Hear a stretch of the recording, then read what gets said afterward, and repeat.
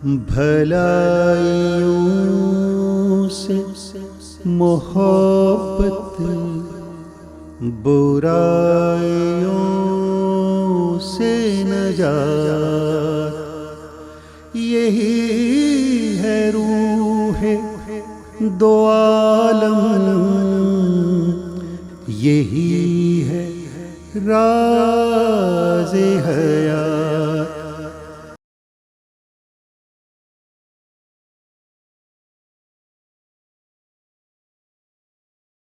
بسم اللہ الرحمن الرحیم۔ ناظرین کرام، تنگی اور سختی، مشکل اور آسانی ہمارا روزمرہ ہے۔ ہم میں سے ہر شخص ان دونوں مرحلوں میں سے گزرتا ہے۔ ایک دن تنگی کا آتا ہے، پھر اس کے بعد آسانی آ جاتی ہے۔ ایک دن سختی اور مشکل کا آتا ہے، پھر اس کے بعد راحت آ جاتی ہے۔ تو یہ ہر انسان کا معمول ہے۔ اس کی زندگی کے کچھ ایام اگر مشکلات میں گزرتے ہیں تو ایسا ہوتا ہے کہ بعد کے ایام پھر راحتوں میں یا آسانیوں میں آ جاتے ہیں۔ اور کبھی ایسا بھی ہوتا ہے کہ ایک زمانہ اس کا مشکلات میں گزرتا ہے، مصیبتوں میں گزرتا ہے، اور پھر وہ وقت بھی آ جاتا ہے کہ وہ ان مشکلوں سے نکل کر راحتوں میں آ جاتا ہے، آسانیوں میں آ جاتا ہے۔ رسالت مآب حضرت محمد صلی اللہ علیہ وسلم کو قرآن مجید میں تسلی دیتے ہوئے اللہ تعالیٰ نے سورہ علم نشرہ میں ارشاد فرمایا ہے، ان مع العسر یسرا، اس سختی کے ساتھ ایک بڑی آسانی منتظر ہے۔ اس میں دو سوال پیدا ہوتے ہیں۔ ایک سوال یہ ہے کہ عسر اور یسر سے مراد کیا ہے؟ تنگی اور آسانی کا اطلاق کیسے ہوتا ہے؟ وہ اپلائی کیسے کرتی ہے؟ کیسے ہم اس کو محسوس کرتے ہیں؟ ہم میں سے ہر شخص جانتا ہے، لیکن اس کی کچھ وضاحت ہو جانی چاہیے۔ دوسرا سوال یہ ہے کہ یہ دونوں ایک دوسرے کے ساتھ جڑے ہوئے کیوں ہوتے ہیں؟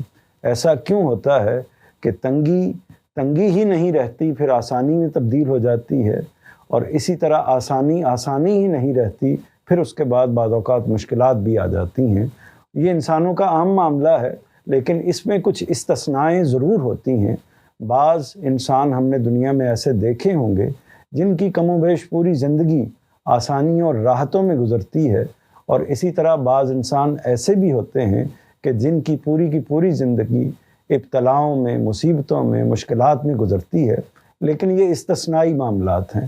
بعض چند لوگوں کو یہ معاملات درپیش ہوتے ہیں یا ان سے متعلق ہوتے ہیں، لیکن جہاں تک عام لوگوں کا معاملہ ہے، ان کا معاملہ یہی ہوتا ہے کہ ان کے ساتھ سختی بھی ہوتی ہے، مشکلات بھی ان کے ساتھ آتی ہیں، اور اس کے ساتھ آسانیاں بھی آتی ہیں۔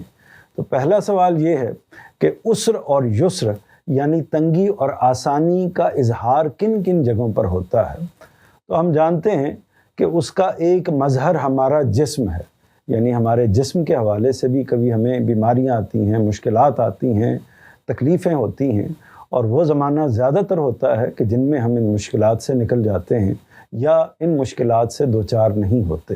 یعنی بعض حالات ایسے ہوتے ہیں جن حالات میں ہم بیماری کا شکار ہوتے ہیں، اور بعض حالات ایسے ہوتے ہیں کہ جن میں ہم ان بیماریوں سے نکلے ہوئے ہوتے ہیں، تندرست ہوتے ہیں، توانا ہوتے ہیں، صحت مند ہوتے ہیں۔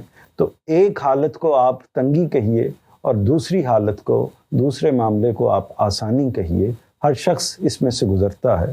تو ایک جگہ تنگی اور آسانی کے اظہار کی یا عسر اور یسر کے اظہار کی ایک جگہ جو ہے وہ ہمارے جسمانی معاملات ہیں۔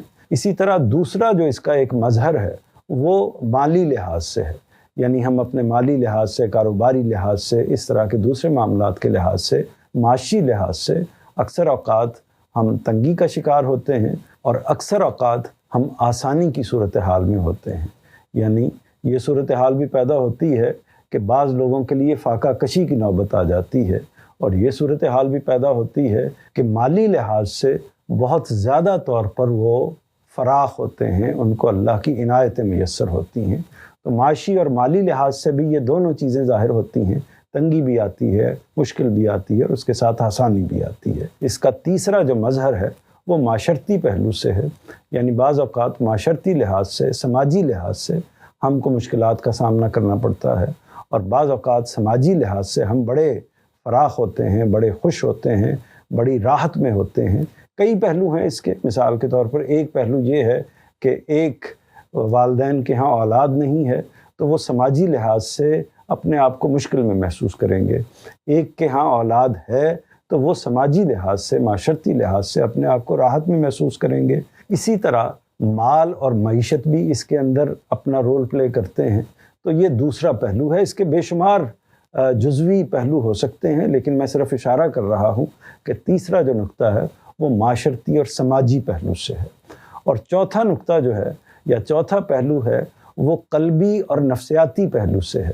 یعنی نفسیاتی طور پر بعض اوقات ہم آسانی میں ہوتے ہیں، راحت میں ہوتے ہیں، خوشی میں ہوتے ہیں، اور نفسیاتی طور پر بعض اوقات ہم تکلیف میں ہوتے ہیں، مشکلات میں ہوتے ہیں۔ تو یہ چاروں پہلو آپ کے سامنے آ گئے، یعنی جسمانی لحاظ سے، معاشرتی لحاظ سے، سماجی لحاظ سے، مالی لحاظ سے اور نفسیاتی لحاظ سے۔ اور بھی اس کی تقسیم کی جا سکتی ہے، لیکن چند جو بنیادی چیزیں ہیں وہ میں نے آپ کے سامنے رکھ دی ہیں کہ ان جگہوں پر عسر کا، یسر کا اظہار ہوتا ہے، اور آپ یہ دیکھتے ہیں کہ یہ چیزیں ایک دوسرے کے ساتھ متصل ہوتی ہیں۔ ان تمام مقامات پر، ان تمام مظاہر کی جگہ پر آپ یہ دیکھتے ہیں کہ تنگیاں بھی آتی ہیں، پھر اس کے ساتھ آسانیاں بھی آتی ہیں، عسر بھی ہوتا ہے اور اس کے بعد یسر بھی ہوتا ہے۔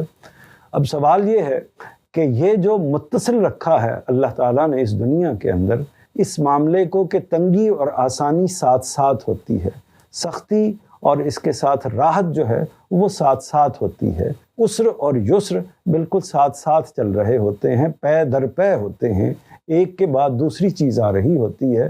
تو سوال یہ پیدا ہوتا ہے کہ اس کا سبب کیا ہے، اس کی وجہ کیا ہے؟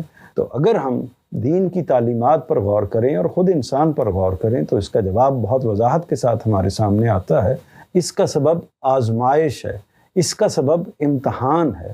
یہ چیز جو ہے یہ صورت پیدا کرتی ہے کہ کبھی ہمیں تنگی آئے تو اللہ تعالیٰ یہ جاننا چاہتے ہیں کہ جو تنگی ہمیں آئی ہے اس میں ہمارا رویہ کیا ہے، اسی طرح جو آسانی آئی ہے اس میں ہمارا رویہ کیا ہے۔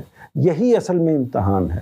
ایک وقت میں تنگی دے کر اللہ تعالیٰ ہمارا امتحان لیتے ہیں، ہمیں آزمائش میں ڈالتے ہیں، اور دوسرے وقت میں آسانی اور راحت دے کر پروردگار عالم ہمارا امتحان لیتے ہیں۔ اس پر مزید جو سوال پیدا ہوتا ہے وہ یہ ہوتا ہے کہ تنگی میں ہمیں کیا کرنا چاہیے اور آسانی میں ہمیں کیا کرنا چاہیے، عسر میں کیا کرنا چاہیے، یسر میں کیا کرنا چاہیے۔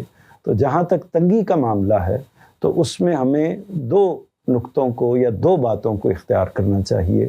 پہلی بات یہ ہے کہ ہم صبر کو اپنا شعار بنا لیں، صبر اور برداشت کی جگہ پر آ کر کھڑے ہوں، اور صبر کے بارے میں اس بات کو جان لیجئے کہ صبر کا مطلب یہ ہے کہ پوری ثابت قدمی کے ساتھ، استقامت کے ساتھ کسی چیز کو تسلیم کرتے ہوئے، اس کی حقیقت کو مانتے ہوئے، اس کو من جانب اللہ سمجھتے ہوئے، اس کو قبول کرتے ہوئے اس کے ساتھ زندگی بسر کریں۔ تو ایک بات یہ ہے۔ دوسری بات یہ ہے کہ اس میں ہمیں جب ہم کسی مشکل سے دوچار ہوں، کسی سختی سے دوچار ہوں، تو ہمیں آسانی کی امید رکھنی چاہیے، مایوسی کی جگہ پر جا کر نہیں کھڑے ہو جانا چاہیے، بلکہ اللہ کی طرف سے اس بات کی توقع کرنی چاہیے کہ اللہ تعالیٰ نے اگر یہ مشکل دی ہے تو وہ اسی میں سے راحت پیدا کرے گا، اسی میں سے آسانی پیدا کرے گا، کیونکہ اللہ تعالیٰ نے تنگی کے ساتھ آسانی کو متصل طور پر طے کیا ہوا ہے کہ تنگی کے بعد بالآخر آسانی آنی ہے۔ اور اس میں بھی ایک اور بات خاص طور پر جان لیجئے، جن لوگوں کے لیے پوری دنیا کی زندگی مشکلات اور مصائب کی ایک آماجگاہ بنی ہوتی ہے، ان لوگوں کے لیے ہم یہ کہہ سکتے ہیں کہ پھر ان کی اگر آسانی کا جو موقع آنا ہے، اور اگر انہوں نے اس تنگی کے زمانے کے اندر، پوری زندگی کے اندر صبر و برداشت سے کام لیا ہے، اللہ پر اپنے بھروسے کو ٹوٹنے نہیں دیا، تو نتیجہ یہ نکلتا ہے کہ اگر اس دنیا میں ان کو وہ آسانی میسر نہیں ہوئی تو اس کے مقابلے میں بے پناہ کئی گنا زیادہ جو ہے وہ آسانی ان کو آخرت میں میسر ہوگی، جنت کی صورت میں۔ تو اس لیے یہ کہہ سکتے ہیں کہ ان کے لیے بھی تنگی کے ساتھ آسانی متصل ہے۔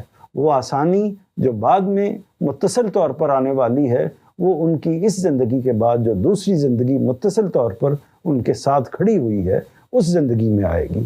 تو بات یہ ہوئی کہ تنگی میں ہمیں دو نقطوں کو ملحوظ رکھنا چاہیے۔ ایک نقطہ یہ کہ ہم صبر و برداشت سے کام لیں، اور دوسرا نقطہ یہ کہ اللہ کی رحمت سے مایوس نہ ہوں بلکہ آسانی کی، راحت کی امید برقرار رکھیں۔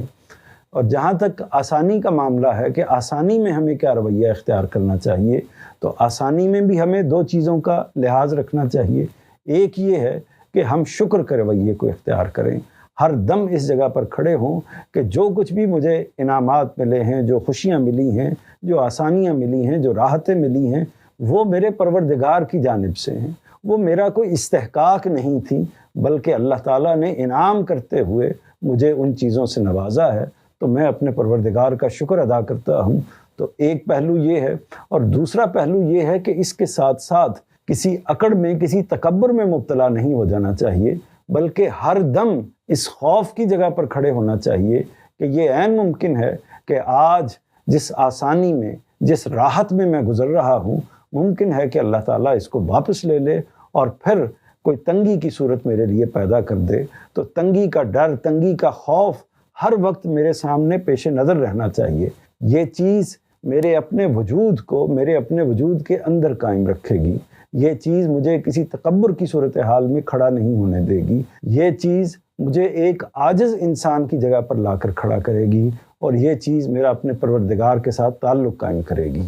تو لہٰذا ہم کو ان دونوں چیزوں کو، ان دونوں تصورات کو اپنے ذہن میں ملحوظ رکھنا چاہیے کہ جب تنگی آئے گی تو میں صبر سے کام لوں گا اور آسانی کی امید رکھوں گا، اور جب آسانی آئے گی تو میں اللہ کا شکر ادا کروں گا اور تنگی کا خطرہ، تنگی کا ڈر، تنگی کا خوف اپنے پیش نظر رکھوں گا۔